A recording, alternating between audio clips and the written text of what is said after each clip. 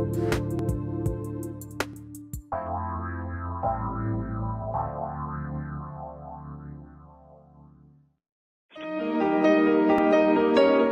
to the Dr. Pat Show. Talk radio to thrive by. Powerful, inspiring, and coming to you live, bringing you stories of people like you and me, busting through and living life full out. Get ready to dare to wonder what your life would be like if you knew you could not fail. Hey, everybody. Welcome.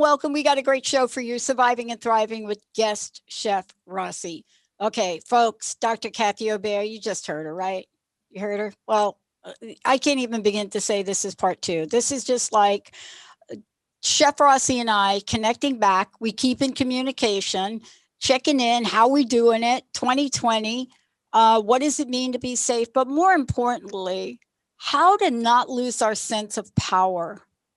How to not do that. How to survive and thrive, reinvent, recreate, repot your plants, whatever that might be.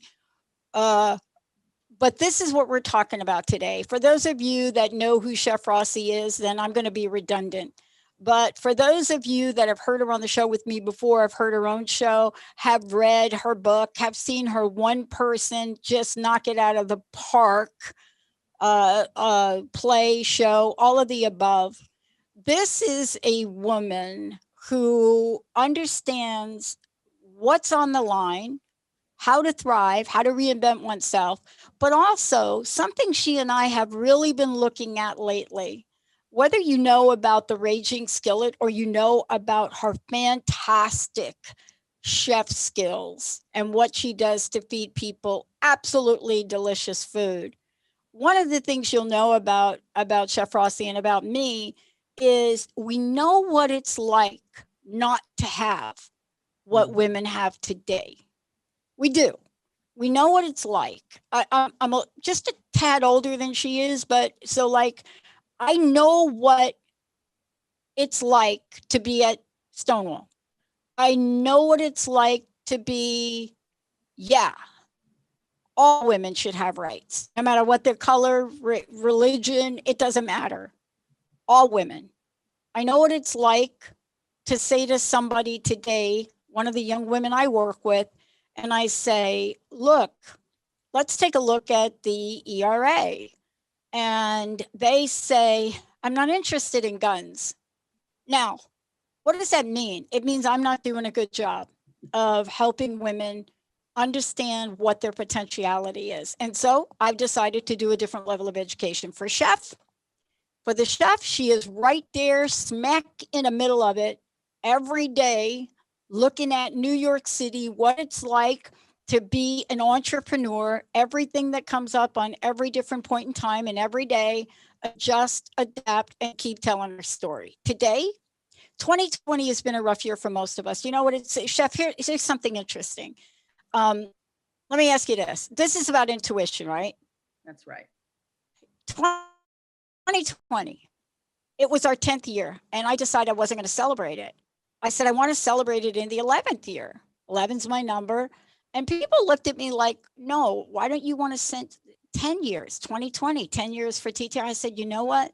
I don't know what it is. This was back in November or something. You had like a premonition for sure. I'm like, I just not feeling it. And I was right. But could you have predicted it, any sense of anything, that you and I would be here talking about some of the stuff we're going to be talking about right now? You know what's interesting? The one person who seemed to have an inkling that there was a pandemic on the horizon in our future, I think, was Barack Obama. Right. You know, he was really putting a lot of time and energy into getting us protected and lining up the scientists. And, you know, he paid attention. He looked what's happening in the world. And he was like, you know what? We need to have some really good guys here in case this blows over our way. And then, of course, the second, this next guy stepped in, he immediately got rid of all the scientists and everyone who could help, you know? So I'm like, oh, could we have a do-over? Could we just have 4 more years of Obama? We need a little help right now, you know, come on. Anyway, but I'm not going to go political just yet because. Not just yet, but I think that it was a premonition. It is a premonition, and it was a premonition and there was some steps taken for it. But you know what's interesting? It's hard to even make a post that doesn't sound political, like a social media post. Like I posted something about the doctors that came on the other day, and everybody went like berserko about it. And Would you say that they basically, all wanted to pose without their masks on to show how cute they were? that's what I posted Oh, because perfect. I was shocked. First of all, it took what, 12 of them to come out. I know, come on. And To say, is he, and not even to really explain if he was or was not on oxygen. It was a little confusing. but why couldn't they wear masks? I mean, this is really the crazy making for me. You and I believe in freedom of speech, and Right. we believe in freedom to choose. We are not the people that are ready to censor everybody. No. But when does it get to the place where do no harm does harm? Well, what's happening now is that there's so much politicizing happening. Here we have a pandemic that is literally killing people and making people sick. And I've been encountering people left and right who don't want to wear a mask because they think it's a political statement to wear a Yeah. mask. And Yeah. now the president who inspired them to not wear a mask is actually sick himself because he didn't wear a mask. And we're all terrified that he might have gotten Joe Biden sick too. But then the first thing he does when he gets 2 seconds of maybe feeling better is jumps in a car and makes his sort of victory lap around. And everyone in that car is hermetically sealed in there with him. And now they all have to quarantine. Like the doctor, one of the doctors from the hospital is going nuts. He's like, are you crazy? You could have just gotten everyone in that vehicle sick just so you could let people know that you're okay. So the thing is, that if you're going to feel like wearing a mask is a political statement, then that's crazy. And also, what kind of person would make you feel like you couldn't wear a mask to support him? Like wearing a mask meant you didn't support him. So that means you might get sick, you might make your parents sick. And if you're young and healthy, very good chance that you're going to get through this, but not so much for your parents or your grandparents. I mean, this should not be a political thing. Just save your own life, protect everyone around you. I don't understand. It's just the craziest thing ever, the politicizing of the mask. It's nuts. You know, it's interesting for me because, you know, I think about growing up in a family where dad was like, man, like World War II, we need to build a bunker. We need to, no, I'm not kidding. This is my dad. You need to build like a little thing in the house with all the Little food stashed. bunker. Oh my gosh. Is like, oh, in the Bronx. We need to build that in there. And then like, we got to put the gas masks in there. And, Oh, you know, wow. growing up, we're like, I don't even know what he's talking about. Right. Right. He wasn't obsessive compulsive. He was careful. He had everything stocked. Right. But it's really fascinating to me, the line that we walk when it comes to our personal freedom, right? So we want personal freedom around, I don't want to wear a mask, but we don't want personal freedom you across the board about a woman's right to choose. And someone asked me the other day, Chef, and I want to talk to you about this, is they said to me, those are two different issues, Pat. One of them does harm to a baby. Mm-hmm. And I said, what? Well, wait a minute. Well, does the other one not like harm and kill people? Like if you've got the thing? How many women would be dying if they had to carry a baby to term? And how many women were raped and don't want to carry a baby to term? This is a different story every time. Listen, when I was down at Ground Zero, right, a couple of days after 9/11, that's like something to make a comparison to. So if you wore a mask, they didn't even really understand the health hazards at the time. But if you wore a mask, you know, it seemed to be the safer thing to do because there was so much dust in the air. And many, many, many times when I was serving food to firefighters and cops and people who were really brokenhearted, I would take my mask off so they could see my face and see that I cared and we could have a moment connecting. And it was beautiful and touching. I made that decision because the only one I was hurting was myself. And in fact, I did hurt myself. I was very sick for several years after 9/11. But now, if you make the decision to be more photogenic because you're a cute doctor, or more supportive of a president who doesn't want to protect anyone, including himself, or, you make a decision to not wear a mask, you're not making a decision about your own health. You're making a decision about everyone around you, about your family and your friends and everyone you walk past. I mean, so often here in New York, I take lots of quality of life walks along the water to clear my head. Yeah. And I see plenty of people jogging. They're generally always men, and they're usually in their 20s and 30s, and evidently feeling invincible, jogging, sweating, panting, without a mask on. They might have no symptoms, be completely asymptomatic, and be blowing that corona all over the place. Right. I mean, it's just selfish. I really wish that there was, and granted, I'm making an attempt to be a kind and loving person, so let me just qualify this, but I really wish there was something like The Purge, except for shin kicking. Like every day, like maybe like a couple days a month, you just had permission to go and kick people in the shins, I would be shin kicking a whole lot of joggers. I got to tell you, I mean, part of what we're talking about here today is negative COVID-19, positive for life. We're talking about, can we remain negative COVID-19 and positive for life? And up until 5 minutes ago, I thought I understood sort of what we were talking about today. Right. And then 5 minutes ago, somebody sent me a message and said, you two should talk about you two should talk about this. So here's the message they sent. They said, did you read the latest? No, I'm working. I'm really helping host. So the latest they said, and I have to fact check it, I haven't done it yet, was that now the opposing campaign is saying that they're attacking Joe Biden for not having COVID-19. Oh my God. She sent me that and I said, I got to check. I don't know where. Oh my God. And I'm thinking to myself, what? I believe it. I honestly believe it. It's so crazy. Well, I lost 2 people to COVID. So I want to tell you about the experience of that. 2 of them. One of them, great guy, no mask, went in, and within 48 hours, he was gone. Second one, friend of mine, teacher, gone. And I thought about this today, and I thought, if there was ever a double standard for you and me, so if we go in, are we going to get whatever his name is, doctor, giving me every drug available, even antibiotic? We're not going to get it. No, we're not going to get any of that. And I don't think Joe Biden would get it. Well, I would hope he would, but maybe if we're like 2 steps from dead, we might get it, but we're not going to get any of that stuff. But if it works and the president gets well and something is happening there, why don't we all get it? Why don't somebody get back in the relief bill? They're on, I don't know where the Congress went, but that's I don't even understand it.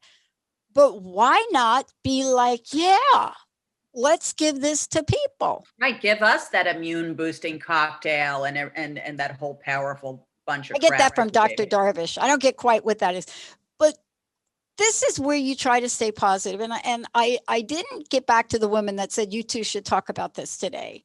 But I believe it. I do believe it. I mean, I've seen such crazy things. Today, last night I saw on the news in New York on Channel 1 News. So New York overall is not very happy with the orange guy, but we weren't happy with him before the election. We have a long history of issues. Yeah. Starting with the fact that he doesn't pay his bills. But this group of guys who came in, it seemed like they mostly came in from Long Island, but they looked like they mostly came in from Tennessee or Kentucky. I mean, they really looked like they came in on their big trucks with their big wheels, and they were Trumpers. And so they took over part of Manhattan and stopped traffic, and they made a big scene, and they went to Trump Tower, and none of them were wearing a mask. And the reporter asked them, like, what are you doing? And they said, well, we're gonna start the campaign for him because he's not feeling well. So we're going to take up the slack. And the reporter's like, why aren't you wearing a mask? And the guy goes, because I'm a risky guy. And so I'm like, these are the people that are like running around campaigning for him. They're making themselves sick and everyone else sick in his honor. I'm like, I just don't understand that. It's crazy. It's cray cray. My heart goes out for, and this is positive for life. I am positive for life. Mm-hmm. I like, but I am not naive. No, I am positive for life. And I have lost people close to me in the past couple of months when this thing was supposed to be miraculously gone. Right. When it was all a hoax and it's all over. I have 2 other people in the hospital. And we can still be positive. And that's really my commitment. But it doesn't mean we don't talk about things that are on our minds. And doesn't mean we don't ask questions. And I think this has been a big confusion in the human potential and positive thought movement. You know, this has been the issue where you need to be Pollyanna Patty. You need to be able, well, I'm telling you, I am so optimistic about the next 30 days. You can't even believe it. But it doesn't mean that what made me the woman I am today, with one of the fastest growing positive talk radio networks, our technology is finished. We're going to go from 2 to 10 channels. It doesn't mean that I don't care about stuff and that I don't have a voice. Now, clearly, I have a separate hour that I really do that. But today, it was especially important to talk about what we can do for positive for life. Negative for COVID, positive for life. Well, what's the alternative? To sit around and make yourself sick and miserable? No, and house, cannot watch the news 24/7. No. I stay connected because I do shows on it. I get texts from our listeners that said, 5 minutes ago, did you see this? Like Joe Biden is now on the chopping block for not getting COVID.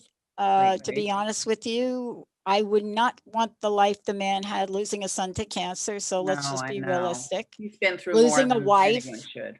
losing a wife. So, you know, and he can talk about it because he knows how to take action.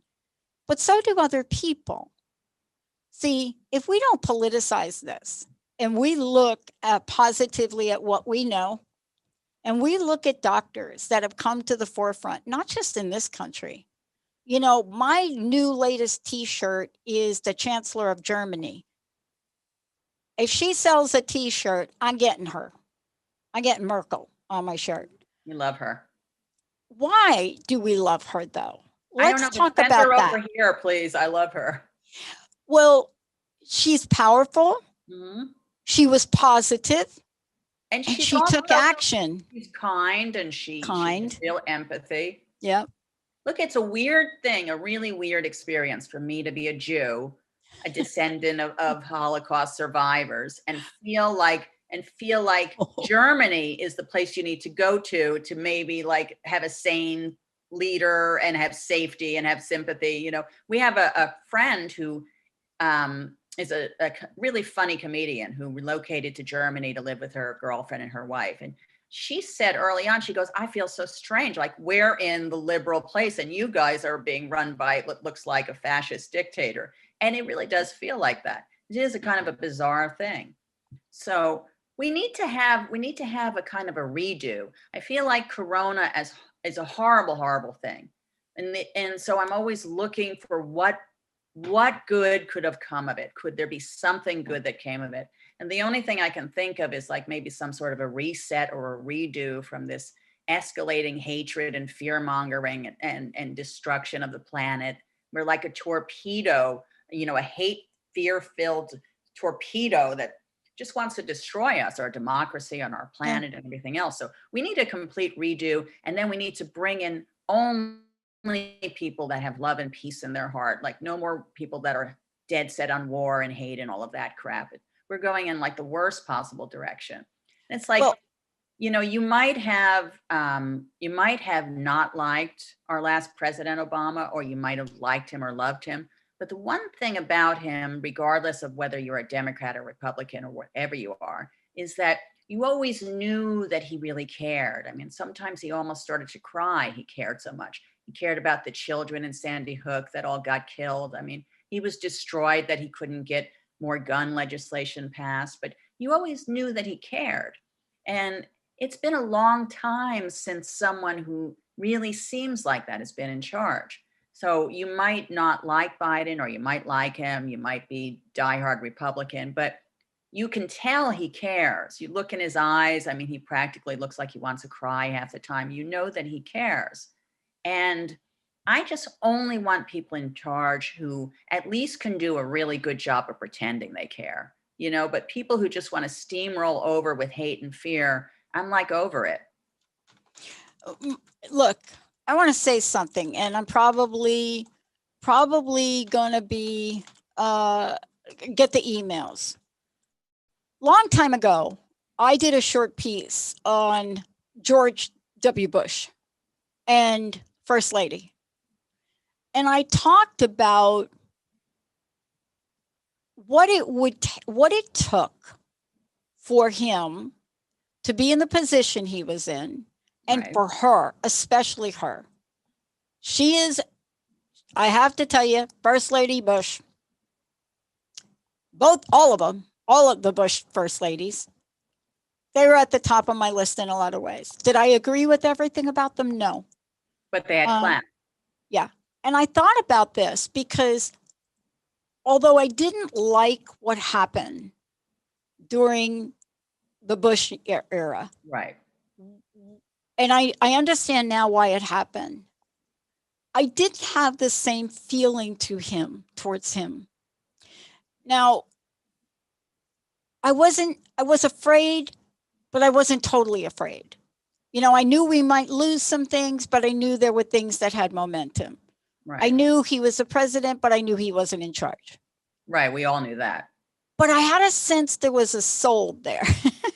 Well, you had the Look, sense. I am not the keeper of souls, but I'm just saying that he was a good guy, although he did let his VP take over and drag us into a war that killed a lot of people. But now he's doing paintings and trying to be everyone's best friend. Well, and speaking out. And so this is where we have to look at our future beyond a party. Beyond, true. I am part of the GOP. I am part of I'm an independent. I'm beyond this. The future of generations to come and what's happening now affects young children and adults alike. Well, because our children may see a destroyed planet, first of all. And may see it. Just how many vacations have you canceled in California? And women may lose their rights to govern their own body. I mean, there's a lot of things on the chopping block. People who have health insurance might lose it. They may lose protection for pre-existing conditions. I mean, all sorts of terrible things are happening. But so many people, they just won't do anything about it because they don't want to break party ties. I mean, I think about it like, would I break party ties? And I think I would. I mean, I know I would. Like right here in New York, I'm just going to say it. I'm not crazy about our mayor. I really don't like him. And, he's a Democrat. I'm a Democrat. He's liberal. I'm liberal. I know I should support the guy, but I just don't like him. Would I break party ties if a good guy stood up who was a Republican who I really did like? I would. I really would. But you have to be able to do that. I grew up in a family, pop Republican, mama. I'm telling you two things that I saw my mama go to her knees on. The Kennedys dying, Martin Luther King dying, and Marilyn Monroe dying. That was it. Mama's like in the bed for a day. Was that the order? I have to think. No, it was Marilyn Monroe first. Yeah. But here's what I learned in that family is we all got to hear each side. They never forced us what to believe in. And by the way, as a result, us kids, we all split differently. We split on what we believed in. But when we come back, the question is, how do we help each other now? That's good. What can we do? What is it that I did over the weekend in here to keep this space safe? What can we do to help each other? And what is on the docket for us to really look a bit closer at? Second email I got today, please make sure Chef Rossi talks about Ruth Bader Ginsburg. Yes. We're going to take a short break. When we come back, she's going to talk about Chief Justice Bader Ginsburg. And I am going to talk about why my mama called Joe Biden. Like, I don't even know what year mama was doing this. I had to look up how old I was when she would walk around. I don't know. You know, mama had a few things going. First child at 12, second at 13. I'm telling you, my mama had a few things going on. She had a lot going on. What got mama somewhere along the line to say Biden badass? Let's take a break. We'll be right back.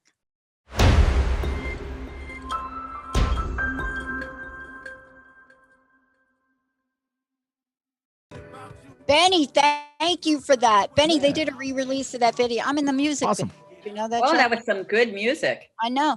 Benny, they did a re-release and changed the video to be more about the times we're living in now. Sure. Yeah, I still made the second cut. Jessica nice. too. Very nice. Benny, you got good taste in tunes. Yeah, he does. Actually, that's Dr. Pat's special. I would. Dr. Pat. she's in that music video for that song. Video. It's John Legend and his nephew Tata Prince. Nice. We went down in October. Actually, that event changed us. It really changed everything we're about. It was really after that event that I decided not to celebrate 2020, that we had more work to do. Chef Rossi joining me here today. Before we talk about how do we stay positive, how do we help each other, how do we do that and still have our opinions and take action? How do we do that? When we come back, we're not going anywhere. Where the hell are we going? We're not going anywhere. I was like, that's a quick segment there. Holy cow, Benny. Sorry, I'm scared. How do people find out about what you're up to? Please tell them about not just the Raging Skillet, but you're just like this creative machine.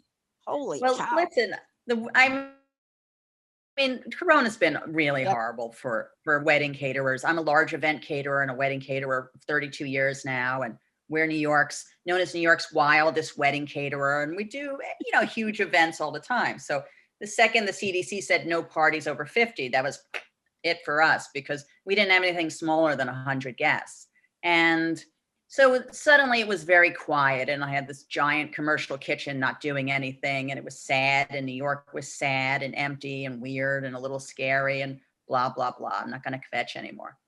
But first thing I did was I spent 3 months with my sous chef Glory and my maitre d' Charmaine, who were really powerful, fantastic women. And we fed people in need for 3 months. Which was really soul fulfilling and gratifying and wonderful. And our list kept growing. And on the list was someone who I went to high school with that I hadn't talked to much in the last many decades, who fell on some hard times, and someone I knew who was recovering from cancer surgery. And it was just a list of great people who just needed a little foodie love, and it nourished our souls. And then New York started to open up and people started to do outdoor dining and go back to their lives. And so then I was like, all right, so I'm clearly not going to be catering any of my large and gigantic and fantastic events, unfortunately, until next year. Let me pivot. So my company's called The Raging Skillet, and I didn't want to change what we're known for, which was like the queen of the alternative wedding kind of thing. So I launched Mini Skillet so that we could do mini weddings. And we've done 2 fantastic weddings. One was for 38 people and one was for 41 people. And then we could do mini dinners and mini picnics and mini everything. So we've been doing that for a while. And it's been kind of interesting that that since everything's been smaller, we've had all this time to really focus on the food. And the food has been crazy good. And some really amazing phone calls have come in. So a bride whose wedding I catered 25 years ago contacted me. We didn't even have internet then, so I didn't have her email. And she wanted me to cater her silver anniversary. And I was just so touched that she thought about me 25 years later. we've been doing lots of anniversaries for people whose weddings we've catered, and that's been really wonderful. But then creatively, I thought, well, the worst thing would be if we get through all of this and then we get crazy busy. That's not the worst thing. That'd be great. Yeah. But then I'm like, oh, I didn't write anything and I didn't do anything creatively. I had all that time. What's wrong with me? So I've been writing like a maniac. And a lot of people over the years have said that I should do a podcast, because I've done the podcast with you. Yeah. And I have my show of 16 years on WOMR on Cape Cod, Bite This, which is a great show, but more of just a free roaming, solo podcast. So in early August, I launched my first podcast. Yeah, and I'm excited about that. Oh, it's fun. It's called Raging and Eating. And we've done 9 shows so far. I say we, but it's just me and my other 35 personalities, I guess. And so it's been a learning experience. One of the first many shows, I started them when I was really wide awake early in the day with lots of energy, as if I'd had 10 cups of coffee. And the last couple of shows, I did them after midnight when I just couldn't seem to fall asleep. I thought, well, let me see what it would be like to do it at like midnight or 1 a.m. And I was like a little bit sleepy, and I kind of feel like I'm liking those shows more. It made me feel a little bit like Alison Steele. Do you remember her, the night bird? Yeah. Oh my God, I loved her. So anyway, I'm having fun with it, and I'm mainly trying to take a positive spin on everything we're going through right now. How to like get our joy going and not just be sitting there in a ball of depression over all this corona crap. And it's hard, you go out and everyone's wearing a mask, and you should be wearing a mask too. And you can't hug anyone. So you don't have that intimacy of the hug, and you don't get to really see a full face, and all of that can be a little disheartening. And when you get close to someone, you feel fear, and all these things really weigh on your soul. So the only way you can counteract that is to just lasso your joy as best you can. I mean, for me, it's been enormously joyful to just cook beautiful food. And for the last couple of decades, I've always had a chef. I've had a head chef who worked for me, who the chefs have changed, but I delegated a lot of the cooking to them. And I would always be doing the sauces and dips, which are like the cushy part of the job. But now I'm like, cooking these giant vats of curries and beef goulash and all this, for lack of a better word, butch cooking, and I'm just having, I'm the butch. Well, I'm not the butch. Glory's the butch, but, I'm butch enough, I'm having like a lot of fun getting soul with the food, and that's made me happy. And the podcast has made me happy, and writing from the soul has made me happy. And I'm just trying to get other people to do the same thing. So maybe your joy is listening to music, but then, listen to the best, most fantastic music all the time, and put on your little pods or earphones or whatever you have, and go walk around nature and listen to your gorgeous music and get your yayas. Don't let this corona crap drag you down. Well, and this is really what we're talking about. I mean, for us, we've looked at what can we do differently, how can we keep a message going out into the world, and what do our listeners want us to do more of? And I got a couple of emails from our audience, and they said, look, you need to do your Power Up show again. And I said, yeah, I'm working on it. That definitely is going to be a middle of the month. And I asked them why. And they said, well, you interview a lot of great people and you focus the show on what they do. But we want to know what you think. And it was interesting for me when I stepped back. I realized that's true. That is exactly what I do. And I have to get clear on what I think. I know that I've worked really hard, and so have you. I don't know how many marches have you done in your life? How many have I done? How many protests have I done before I was age 21? How many of those were there? How many times? More. Yeah, how many times have the police pulled me over and gone through my car because I had a peace sign or something on it?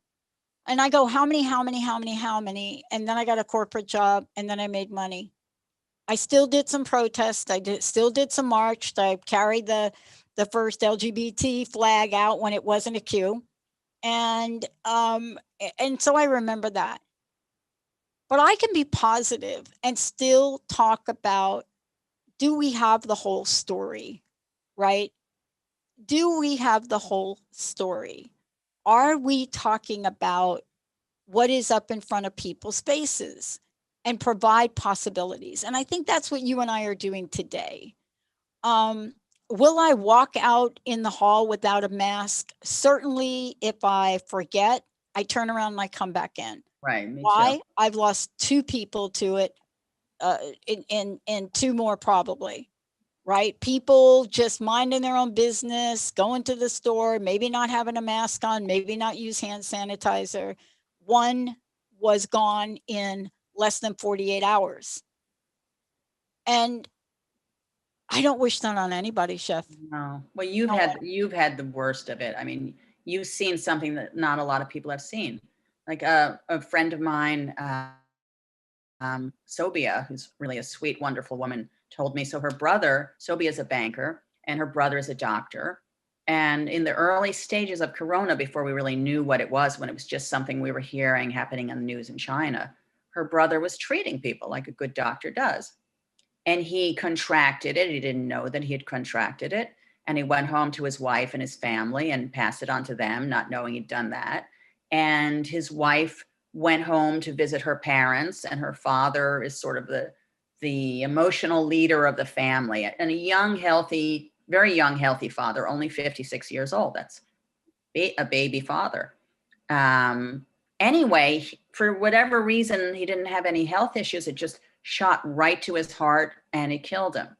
And the whole family is just destroyed. So her brother feels like he killed his beloved father-in-law. I mean, it's just ruined. It just horrible, horrible thing. And that was in the early stages before they even knew what they had. I mean, now obviously everyone would be protected and masked up. But this is something, it's like you could say, oh, well, out of all those people, only 200,000 people died. I'm like, first of all, only does not belong in front of 200,000. 200,000 is a lot of people. At the high holiday services this year for the gay synagogue, it was kind of an interesting experience because normally so many people go to services. I go to Congregation Beth Simchat Torah, which is the largest gay synagogue, I think, in the world. And normally so many people go to the high holiday services that they have to rent out the Javits Center. So this year it was a live feed on Facebook and another link. And so we had services online. And at first it was a little weird, but then I'm like, hey, it's not so bad. I'm like at the synagogue sitting in my underwear, nobody knows, now you know. And the rabbi in her speech said, we all came together in this huge way after 9/11, and we are still so affected by 9/11. But the amount of people that died on 9/11 die pretty much I think she said every 3 days from Corona, like 3,000 plus people die. Like here we are, our lives are so wrecked by that terrible day, but it's every 3 days, that amount of people are dying. I mean, it's not something anyone should be taking lightly. No public figure should be going anywhere without their mask on. No role model. I mean, no one should, but someone who's a role model or a public figure, I mean, that's like a murder. I just posted something on social media about what I just talked about. And what I said on it was, so basically it isn't enough losing a wife and then a son to cancer. Or maybe, is it enough if you've lost friends and family to COVID-19? Is that enough? Or is it enough if you have a personal friend who lost a husband? Do you think she qualifies to take a position and know what it's like? Or is that not it? And I think we have to ask these questions. Is that a politicized question? Well, it got politicized when somebody asked Biden that question. But for me, it's not politicized. It's by the grace of God, I'm here and I'm healthy. Right at today, I'm healthy. Mm-hmm. A lot of people questions have to change. They didn't know what they didn't know, Chef. But let's talk about what seems to be fair. I got a post from Mona. I got a post from Mona, a message. Mona. Mona, Love you, Mona. Are you going to talk about fairness? It's not fair if you don't talk about fairness. Okay. She said, yeah, talk about the Supreme Court and talk about fairness. Talk about why it was okay not to replace Supreme Court under Obama. Talk about why it's okay now. And what's the last part of this? And talk about, what do you two think about Biden changing the seats? Wow. Now we're going to go from not politicized. We're going to talk about politics. Well, listen, we're going to talk about this. Talk about, what do you think Biden should do? All right. So first of all, go ahead. First of all, we got to give a shout out to Ruth Bader Ginsburg. We do. I mean, this woman is everything. That she passed away on Rosh Hashanah. At first, I thought that was the saddest thing that I'd ever heard. But then when I thought about it, and a lot of other people pointed it out, that it's considered you really are a tzaddik, like a great and honorable person, a true warrior of justice, if you pass away on Rosh Hashanah, because it's like that God held you to the very last possible day of the year.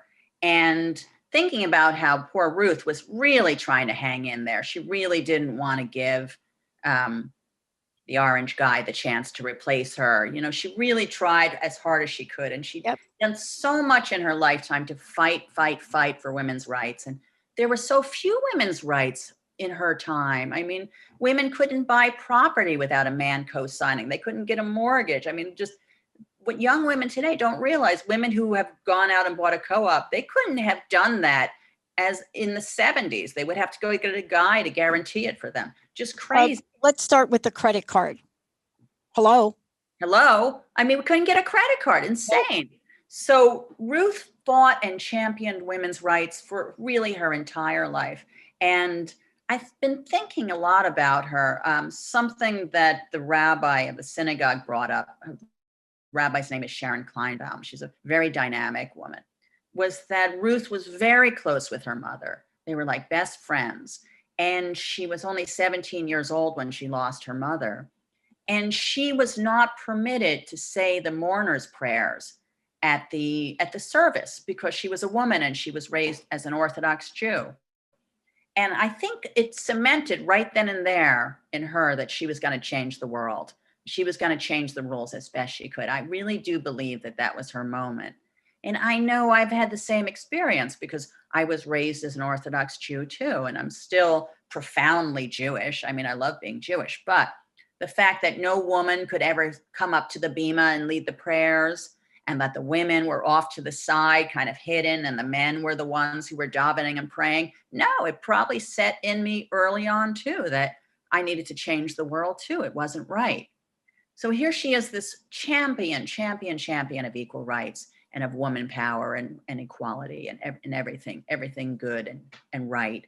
And her dying wish to her granddaughter was, please do not let this guy replace me. Let the next president replace me. And that's fair. And if the next president was also going to be him, well, then the people had spoken. She didn't say the next president by name. She just said the next president. Yeah. And the fact that after shutting down Obama, who had every right to name a Supreme Court judge, shutting him down, he still had 10 months left as president, shutting him down, and now trying to shove this thing in, not even letting it wait till after the election. I mean, it's so much hypocrisy. You have Lindsey Graham, who was screaming and yelling that he wouldn't allow this when it was Obama, who's suddenly eating his words, and Mitch McConnell, who I think is some sort of a giant toad. I don't know what it is. I don't think he's human. All I know is Lindsey Graham, you know, from where Mama was born in South Carolina. I think he may get in a little bit of touch of like the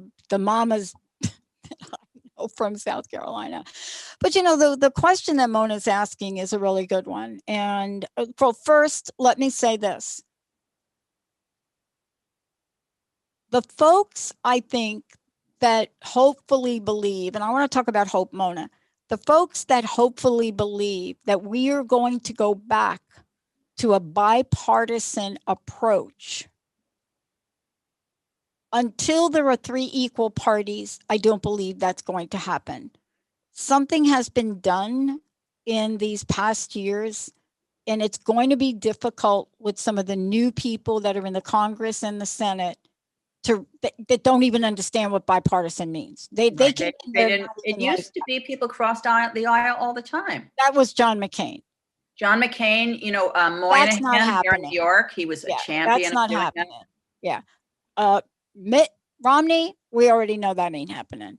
Well, I kind of was like, he was doing pretty great for like a minute there.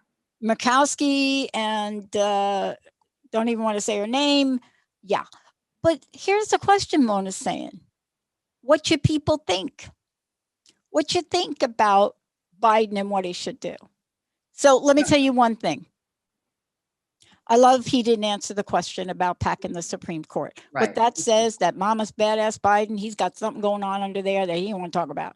No, secondly, if you're Kamala Harris, she already came out. She already came out and said, like when she was running, no, we're not doing that. We're gonna do exactly what happened. So this is like by fire with fire. I mean, I could hear my mama now up there, like, just give me all these things.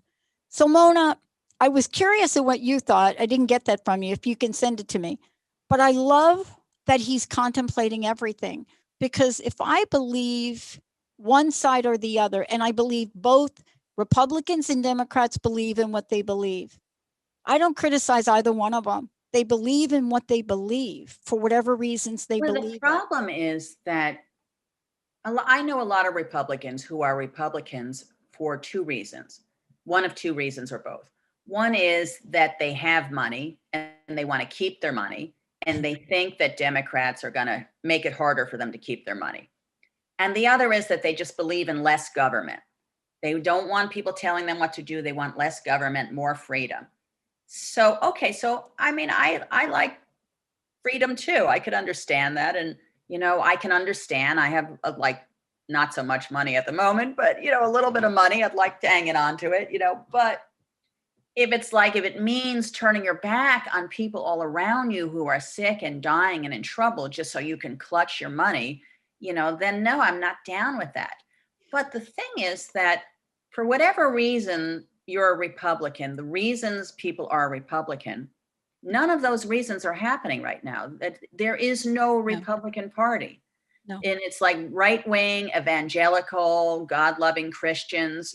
How are they then supporting a guy who has cheated on every wife, who paid off porno stars, who believes in sexually abusing women? And they're just looking the other way because they're getting their agenda met. And Republicans who are good and decent people who were Republican because maybe they wanted to model themselves after Reagan. I don't know. I didn't like Reagan that much, but, they had their reasons. They're following him because they feel it's political suicide if they don't. But more and more and more of them have to grow a pair. I mean, there's like an uneven amount of men there. So prove you're a man. I asked a friend about it because I check in with my friend, because we go back and forth. She's like got the Trump hat and everything. And I said, okay, at this point, where are you? We check in. She asked me what I think. Right. And she said, what was the quote? Stand down, but stand by. Oh, man. I said, did you say? I said, oh, so now we're talking about it. Right. Now he just don't want any more black people in the White House. Is that what you're saying? This is me talking to my friend. It's a racism thing. And she said, out of everything that was said in that debate, she's like, and I probably don't have the quote right. So somebody, David, you're going to have to help. No, but that was a terrifying moment in that debate. It was a truthful moment. And that's what she said. She said, that's all we needed to hear. And I thought, wow, I've known you for a really long time. And I get it. I get what's eating at you that has been eating at a lot of people. And they just haven't had a place to say. The second thing that was really interesting about this, and I know you got to come back so we could talk about it. This fair thing, Mona. And I think I know what you're saying. I think what you're looking at and saying, they are not playing fair. No, they're not. They are playing to the people that vote for them. And it may not seem fair for us. So what will seem fair if, in fact, your person gets in, your senators get in, what does fair look like for you? And the answer for most people is change the Supreme Court. Number Right. one, take care of COVID. Number two, change the Supreme Court. And for the love of God, wait till after the election to shove someone in. Because if the people vote in a new president, let the new president replace but it. that's not true to form. It's not been the pattern. Hmm. All the lower courts have been stacked for at least 3 Right. years. Right. You know what the definition of insanity is, Chef? Believing something that's going to be different. Peace some days. It's doing the same thing over and over again and Right. expecting a different result. Right. See, that's the thing. The question is, how can you rise above all that and ask yourself, are you going to be part of the solution? See, that's the reason I problem. kept dating evil women. I mean, I don't know. I thought the next one will be nice. The next one will be nice. You know, then finally, I started dating a nice woman, you know, and it was very strange. And I just thought, this is so strange. We should do a show on dating. We're going to do that next. Got to come back and do a show with me on dating. Yeah, to be honest with you, I think we should do a show on, you know, demystifying romance in the LGBT. Yes, let's do that. Let's do a show on dating over 50. Shock people. I want to do a show on dating over 50. Who's that? Who's over 50? Ah! What the heck? Benny knows I'm not over 50. No. Chef, we're 35. Thank you for today. I love it. Tell folks how to listen to your podcast and how to find out more about you. And I'd love to know your personal message, because I really think that the day we give up hope is the day we stop breathing.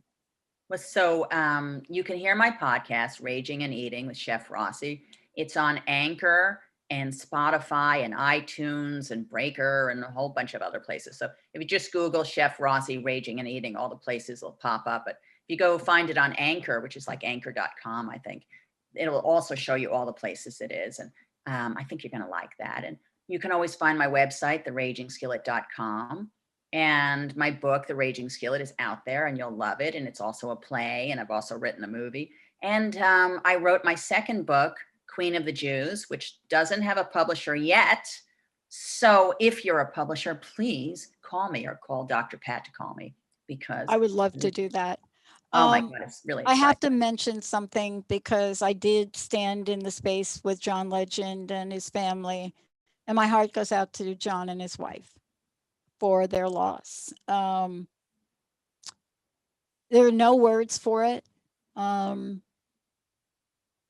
And I just honor his journey and her journey, but there are no words for losing a child like that. Oh, that's unsurvivable for most people. And Chef, I got to tell you, you're still rocking it, man. So the day that you open up and you start to give small group cooking lessons, you need to call me. I'll always do one for you. You could come over anytime you want. And I always have lots and lots and lots of Oreo crack, which you have to try. Okay, I'll do it. Famous dessert. Okay, and I'm waiting for you to do the blackout cake. All right, everybody. Chef Rossi, hardest cake in the world to make. Chef Rossi, I'm Dr. Pat. Another hour coming up on Transformation Talk Radio. We'll see you. Thank you all.